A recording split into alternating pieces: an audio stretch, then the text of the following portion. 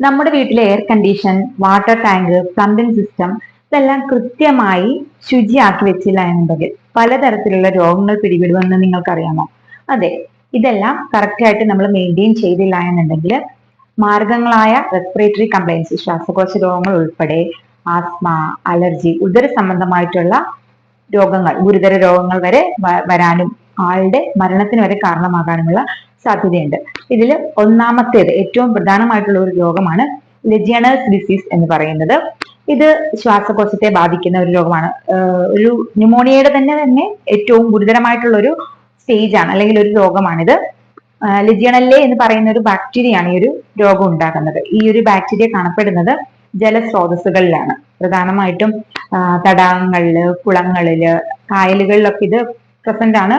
അതുകൂടാതെ നമ്മുടെ വീട്ടില് നമ്മൾ ശ്രദ്ധിക്കാതെ പോകുന്ന എയർ കണ്ടീഷന്റെ കൂളിംഗ് ടവറില്, അതുപോലെ വാട്ടർ ടാങ്കുകളില്, നമ്മുടെ ബാത്റൂമിലെ ഷവർ ഹെഡില്, ഹെൽത്ത് ഫോസറ്റില്, ഇതെല്ലാം ബാത്ത് ടബിലൊക്കെ ഈ ഒരു ഓർഗാനിസത്തിന്റെ പ്രസൻസ് വളരെ കൂടുതലാണ്.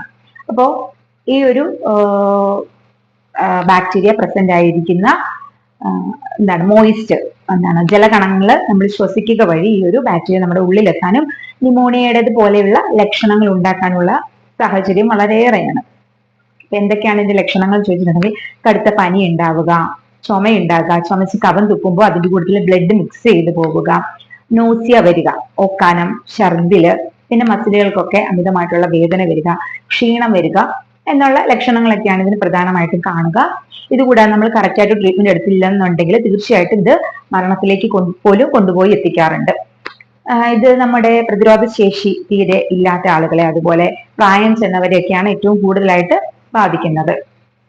പിന്നെ രണ്ടാമതായിട്ട് നമ്മുടെ വീട്ടില് ഭിത്തിയിലൊക്കെ ഈ നനവ് പൊടിഞ്ഞിറങ്ങുന്നത് കാണാം, അല്ലെ? നമ്മുടെ പ്ലംബിംഗ് സിസ്റ്റം ഒക്കെ പ്രോപ്പർ അല്ല, അല്ലെങ്കിൽ എന്തെങ്കിലും ലീക്കേജ് ഒക്കെ ഉണ്ട്, അല്ലെങ്കിൽ റൂഫ് കറക്റ്റ് അല്ല, റൂഫ് കറക്റ്റ് ആയിട്ടല്ല വെച്ചിരിക്കുന്നതെന്നൊക്കെ ഉണ്ടെങ്കിൽ നനഞ്ഞ് ഹ്യൂമിഡിറ്റി, അല്ലെങ്കിൽ അവിടെ ഒരു നനവ് വരാനും അവിടെ പൂപ്പലുകൾ വളരാനുമുള്ള സാഹചര്യം വളരെ കൂടുതലാണ്. ഈ ഒരു പൂപ്പലിൽ നിന്ന് ഉണ്ടാകുന്ന സ്പോൾസ് നമുക്ക് പലതരത്തിലുള്ള റെസ്പിറേറ്ററി കംപ്ലൈൻസ് ഉണ്ടാക്കലുണ്ട്.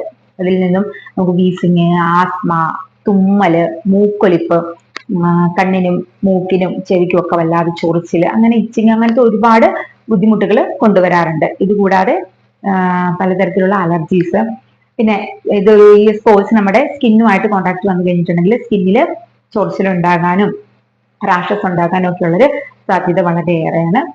പിന്നെ വാട്ടർ ടാങ്ക് നമ്മൾ പ്രോപ്പറായിട്ട് വൃത്തിയായിട്ട് സൂക്ഷിക്കുന്നില്ല എന്നുണ്ടെങ്കിൽ പലതരത്തിലുള്ള ജലജന്യ രോഗങ്ങൾ നമുക്ക് സംഭവിക്കാം. അപ്പൊ അതിലൊക്കെ ഒരുപാട് ഈക്കോളെ, അതുപോലത്തെ മൈക്രോ ഓർഗാനിസംസ് ഒക്കെ വളരാനുള്ള സാധ്യത വളരെ കൂടുതലാണ്. എക്കലും അതുപോലെ തന്നെ മണ്ണും എല്ലാം കൂടി അടിഞ്ഞിട്ട് അതിൽ ബാക്ടീരിയാസ്, മൈക്രോ ഓർഗാനിസംസ് ഒക്കെ വളരാനുള്ള സാധ്യത കൂടുതലാണ്. അതുകൊണ്ട് തന്നെ നമുക്ക് ഉദര സംബന്ധമായിട്ടുള്ള വയറുകടി, അല്ലെങ്കിൽ വയറിളക്കം, ഡിസെൻട്രി, പിന്നെ കോളറ, മഞ്ഞപ്പിത്തം പോലെയുള്ള രോഗങ്ങളും വരാനുള്ള സാഹചര്യം വളരെ കൂടുതലാണ്. അപ്പോൾ എന്തൊക്കെയാണ് നമ്മൾ ചെയ്യേണ്ടത്? ശരിക്കും prevention is better than cure എന്നാണ്, അല്ലെ? അപ്പൊ നമുക്ക് ഈ ഒരു രോഗം വന്നിട്ട് ചികിത്സിക്കുന്നതിന് കഴിഞ്ഞ് മുൻപ് ഇതൊക്കെ ഒന്ന് ചെറിയ ചെറിയ മാറ്റങ്ങൾ വരുത്തിക്കൊണ്ട് നമ്മളുടെ വീട്ടിലെ ഉപകരണങ്ങളൊക്കെ ഒന്ന് പ്രോപ്പറായിട്ട് മെയിൻറ്റെയിൻ ചെയ്തുകൊണ്ട് ഈ രോഗങ്ങളെയൊക്കെ പ്രതിരോധിക്കാൻ വേണ്ടിയിട്ട് നമ്മളുടെ എയർ കണ്ടീഷന്റെ ഫിൽറ്റർ 3 മാസത്തിലൊരിക്കൽ ക്ലീൻ ചെയ്യാൻ വേണ്ടിയിട്ട് ശ്രദ്ധിക്കുക. പിന്നെ നമ്മുടെ പ്ലംബിംഗ് സിസ്റ്റം ഒക്കെ എവിടെയെങ്കിലും ഒക്കെ ലീക്കേജ് ഉണ്ടോ എന്നുള്ളത് നോക്കുക. പിന്നെ ഉപയോഗിക്കാത്ത വാട്ടർ ടാപ്പുകളൊക്കെ ഉണ്ടെന്നുണ്ടെങ്കിൽ ആഴ്ചയിൽ ഒരിക്കൽ അതൊന്ന് തുറന്നു കളഞ്ഞ് അതിനകത്ത് വെള്ളം ഒന്ന് ഡ്രെയിൻ ചെയ്യാൻ വേണ്ടിയിട്ട് ശ്രദ്ധിക്കുക.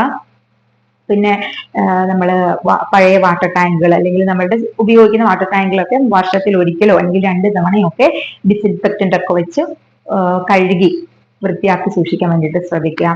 പിന്നെ നമ്മളുടെ സെൻട്രലൈസ് വേസ്റ്റ് ഉള്ളവരൊക്കെ ആണെന്നുണ്ടെങ്കിൽ വർഷത്തിൽ ഒരിക്കൽ ഒരു AC സർവീസിങ്ങിനൊക്കെ കൊടുക്കാൻ വേണ്ടിയിട്ട് ശ്രദ്ധിക്കുക.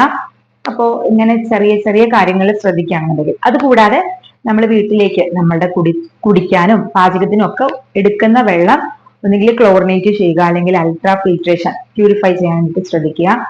നല്ല രീതിയിൽ തന്നെ തിളപ്പിച്ച് ഉപയോഗിക്കാൻ വേണ്ടിയിട്ട് ശ്രദ്ധിക്കുക. ഇങ്ങനെയൊക്കെ ചെറിയ ചെറിയ കാര്യങ്ങളിൽ ശ്രദ്ധ കൊണ്ടുവരികയാണെന്നുണ്ടെങ്കിൽ പലതരത്തിലുള്ള മാരക രോഗങ്ങളും നമുക്ക് തടയാൻ സാധിക്കും.